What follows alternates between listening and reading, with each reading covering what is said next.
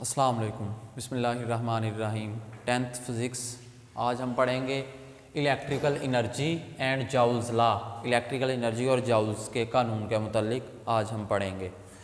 इससे पहले हमें इल्म है कि जब वाटर जो है फ्रॉम हायर ग्रेविटेशनल पोटेंशियल से लोअर ग्रेविटेशनल पोटेंशियल की तरफ मूव करे, वाटर जब फ्लो करे फ्रॉम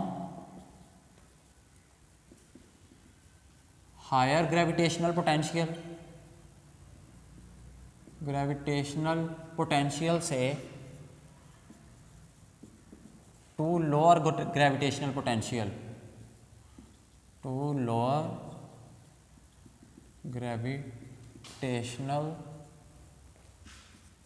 पोटेंशियल की तरफ मूव करता है। वाटर जब हायर ग्रेविटेशनल पोटेंशियल से लोअर ग्रेविटेशनल पोटेंशियल की तरफ मूव करता है, यानी बुलंदी से पस्ती की तरफ, ऊपर से नीचे की तरफ जब पानी मूव करता है तो क्या करता है, एनर्जी देता है। उससे क्या होता है, वर्क करने की सलाहियत उसमें मौजूद होती है। वाटर वर्क करता है जब हायर पोटेंशियल से, हायर ग्रेविटेशनल पोटेंशियल से लोअर ग्रेविटेशनल पोटेंशियल की तरफ आए। जिस तरह वाटर ऊपर पहाड़ों से गिरता है, नीचे टरबाइंस को चलाता है, जनरेटर्स को, और उससे इलेक्ट्रिसिटी प्रोड्यूस होती है, यानी उसमें वर्क करने की सलाहियत मौजूद होती है। किसके अंदर, वाटर के अंदर। क्यों? क्योंकि वो हायर ग्रेविटेशनल पोटेंशियल से, ज़मीन से वो बुलंदी पे होता है। इसका मतलब हायर ग्रेविटेशनल पोटेंशियल ज़मीन के लिहाज से हायर पोटेंशियल पे है। आता किस तरफ है, लोअर ग्रेविटेशनल पोटेंशियल। जब हायर से लोअर की तरफ वाटर मूव करता है तो वो वर्क करने की सलाहियत रखता है, वर्क करता है। टरबाइंस पे आके पानी जो है गिरता है और यूं चलती हैं, जनरेटर से के साथ वो कनेक्ट होती हैं, यूं इलेक्ट्रिसिटी प्रोड्यूस होती है। जब वाटर हायर ग्रेविटेशनल पोटेंशियल से लोअर ग्रेविटेशनल पोटेंशियल की तरफ मूव करे तो इससे जनरेटर्स रन्स होते हैं और यूं इलेक्ट्रिसिटी प्रोड्यूस होती है।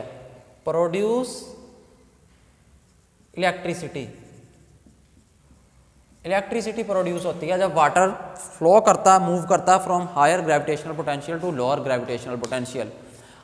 वाटर की मैंने मिसाल दी, पढ़ेंगे हम चार्जेस के मुतालिक कि चार्जेस जब हायर इलेक्ट्रिक पोटेंशियल से लोअर इलेक्ट्रिकल पोटेंशियल की तरफ मूव करेगा, व्हेन चार्जेस फ्लो या move from higher electrical potential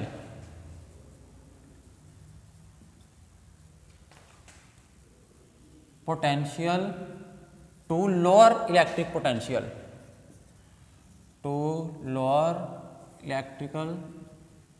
potential.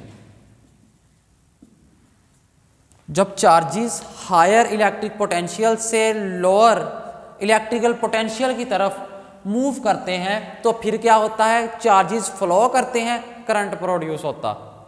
जिस तरह वाटर ने फ्लो किया था हायर ग्रेविटेशनल पोटेंशियल से लोअर की तरफ, वर्क करने की सलाहियत थी, इसने मैकेनिकल एनर्जी में कन्वर्ट हो गया और यूं उसे घुमाया टरबाइंस को, जनरेटर रन किया, इलेक्ट्रिसिटी प्रोड्यूस हुई।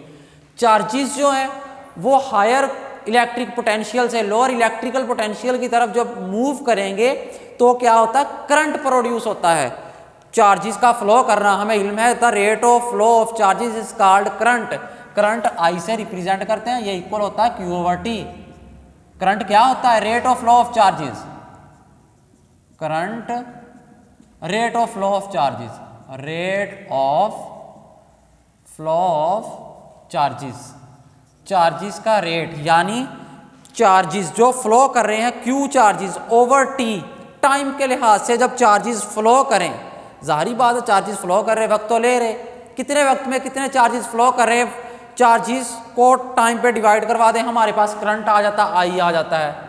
आई जो करंट होता है Q over T, rate of flow of charges. जब चार्ज हायर पोटेंशियल से, ये लेट किया हायर पोटेंशियल पॉजिटिव है, ये नेगेटिव हो गया, यहां से चार्ज फ्लो करे हायर पोटेंशियल से लोअर पोटेंशियल की तरफ, चार्ज जब फ्लो करेगा हायर से लोअर की तरफ तो करंट ने प्रोड्यूस होना ही होना। जब भी चार्ज फ्लो करे करंट प्रोड्यूस होता है। क्यों? करंट की डेफिनेशन ये है कि चार्ज फ्लो करे करंट है, I is equal to Q over T। Rate of flow of charge, charge flow कर रहे हैं, करंट प्रोड्यूस हो रहा। अब चार्जेस हायर से लोअर की तरफ मूव कर रहे, करंट प्रोड्यूस हो रहा। यूं कह सकते हैं कि जब चार्जेस हायर पोटेंशियल से लोअर इलेक्ट्रिकल पोटेंशियल की तरफ मूव करेंगे, फ्लो करेंगे, करंट प्रोड्यूस होगा। या दूसरे अल्फाज में वो हमें इलेक्ट्रिकल एनर्जी देंगे। जब चार्जेस हायर इलेक्ट्रिकल पोटेंशियल से लोअर इलेक्ट्रिक पोटेंशियल की तरफ मूव करेंगे, वो हमें इलेक्ट्रिकल एनर्जी देंगे। Gives the electrical energy, gives electrical energy, वो हमें इलेक्ट्रिकल एनर्जी देंगे। अब लेट किया मेरे पास एक चार्ज था, वो 1 कूलम्ब है। 1 कूलम्ब चार्ज, चार्ज किसके इक्वल है मेरे पास, लेट कर रहा हूं 1 कूलम्ब। 1 कूलम्ब चार्ज है, 2 पॉइंट्स हैं और उनके दरमियान जो पोटेंशियल डिफरेंस है वो V वोल्ट है।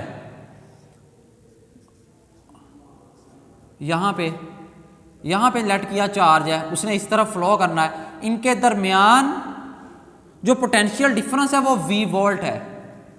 V वोल्ट पोटेंशियल डिफरेंस है, V वोल्ट इन 2 पॉइंट्स के दरमियान, इस पॉइंट और इस पॉइंट के दरमियान जो पोटेंशियल डिफरेंस है वो V वोल्ट है। अब चार्ज ने यहाँ से इस तरफ फ्लो करना है। चार्ज है कितना, 1 कूलम्ब। 1 कूलम्ब चार्ज है। अभी मैंने बात की जब चार्ज हायर इलेक्ट्रिकल पोटेंशियल से लोअर इलेक्ट्रिकल पोटेंशियल की तरफ जाएगा, ये हमें सप्लाई करेगा एनर्जी को, और वो एनर्जी कौन सी होगी, इलेक्ट्रिकल एनर्जी।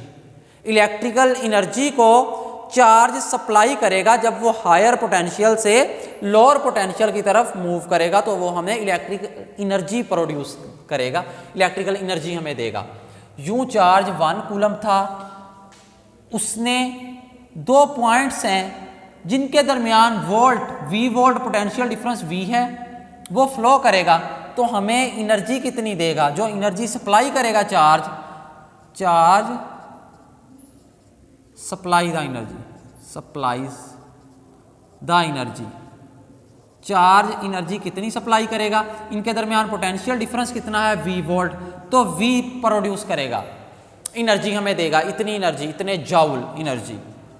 वो किस तरह, क्योंकि हमने पढ़ा हुआ है W is equal to Q V, W is equal to Q V, ये एक रिलेशन है।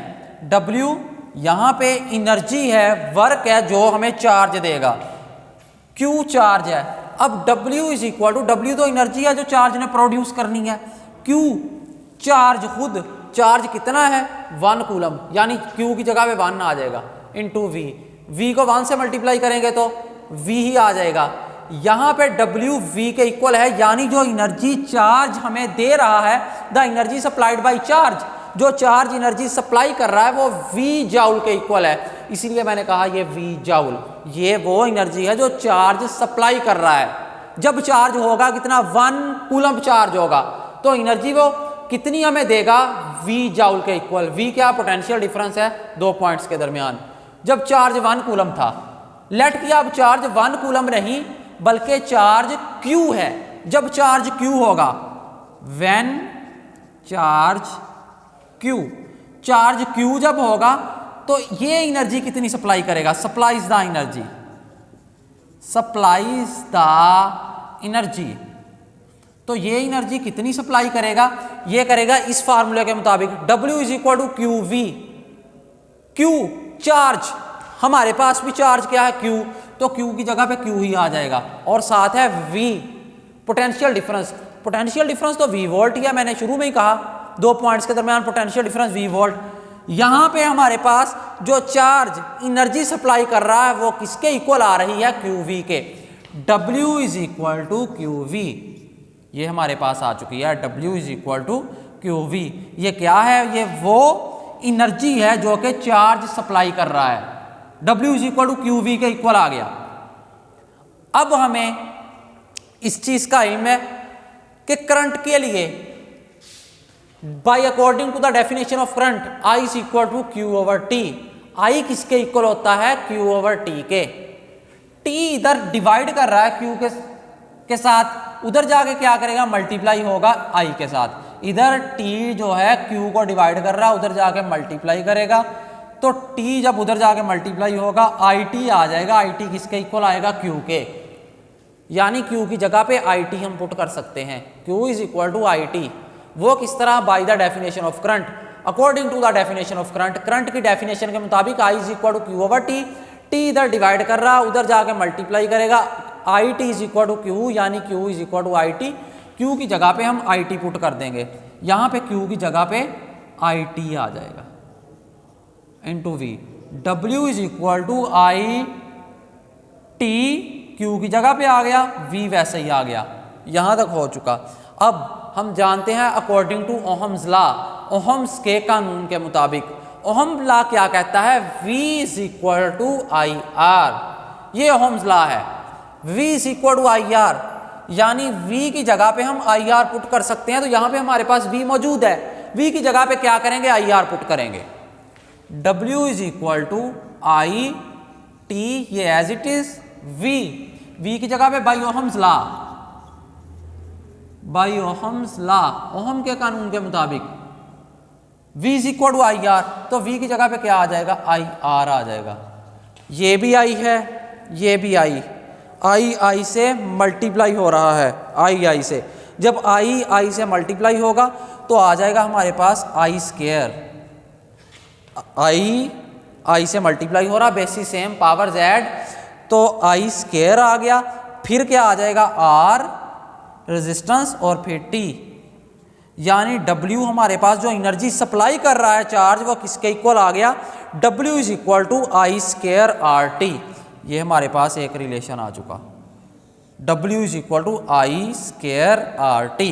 ये वो एनर्जी है जो चार्ज सप्लाई कर रहा है, वो किसके इक्वल है? I square RT। W is equal to, शुरू में जो आया था W is equal to ITV था, यहाँ पे मैंने V की वैल्यू पुट की, I की भी वैल्यू पुट कर सकते हैं। R इधर मल्टीप्लाई हो रहा I से, उधर जाके डिवाइड करेगा, V over R is equal to I, यानी I की जगह पे हम V ओवर R भी पुट कर सकते हैं। यहाँ पे I की जगह पे V ओवर R, जब I की जगह पे V ओवर R पुट करेंगे फिर रिलेशन क्या बनेगा? I की जगह पे क्या आ जाएगा? V ओवर R, TV वैसे ही आ गया, T और V। यूं जब आएगा V से मल्टीप्लाई होगा, V से मल्टीप्लाई हुआ, V square over R, T भी मल्टीप्लाई हो रहा, यानी V square T over R। ये हमारे पास आ जाएगा W में, जब हम वैल्यूज ये पुट करेंगे। V is equal to, V हमारे पास किसके equal? V square T over R, ये W के इक्वल आ जाएगा, W is equal to V square T over R। ये भी रिलेशन आ गया, और दूसरा ये रिलेशन है, यानी W इसके भी इक्वल लिख सकते हैं और W इसके इक्वल भी लिख सकते हैं। ये जो रिलेशन है W is equal to I square TV, इसी को बोलते हैं, ये है जाउल्स लॉ। ये रिलेशन है, this equation is called Joule's law. इस इक्वेशन को हम जाउल्स लॉ बोलते हैं। वो क्या है? W is equal to I square RT। वो हमने इन सारे से कैलकुलेशन करके ये निकाला है रिलेशन, I स्क्वायर RT। तो जाउल्स लॉ को हम फिर कैसे डिफाइन कर सकते हैं? हम जाउल्स लॉ को यूं कह सकते हैं कि जब Q चार्ज फ्लो करे जिनके दरमियान पोटेंशियल डिफरेंस V हो और किसी रेजिस्टेंस में से फ्लो करे, तो वो किसके इक्वल एनर्जी सप्लाई करेगा? वो सप्लाई करेगा एनर्जी किस हासिले ज़रब किसके? करंट का स्क्वायर, रेजिस्टेंस और टाइम, इनके हासिले ज़रब के बराबर होगा। यानी यूं कह सकते हैं the amount of heat generated in resistance due to the flow of current, वो अमाउंट ऑफ हीट जो जनरेट हुई जब रेजिस्टेंस में से चार्जेस ने फ्लो किया, करंट गुजरा, due to the flow of charges, is equal to the product of, किसके इक्वल है? Product of square of current, resistance and time. हम यूं भी जाउल्स लॉ को डिफाइन कर सकते हैं, the amount of heat generated in resistance, वो अमाउंट ऑफ हीट जो जनरेट हुई रेजिस्टेंस में से जब चार्ज ने फ्लो किया उसमें से, रेजिस्टेंस में से, due to the flow of charge, is equal to the product of square of current, resistance and time, I square RT। ये एनर्जी सप्लाई करेगा चार्ज। ये था हमारा आज का टॉपिक, जिसमें हमने electrical energy and Joule's law पढ़ा। चलें जी, अल्लाह हाफिज़।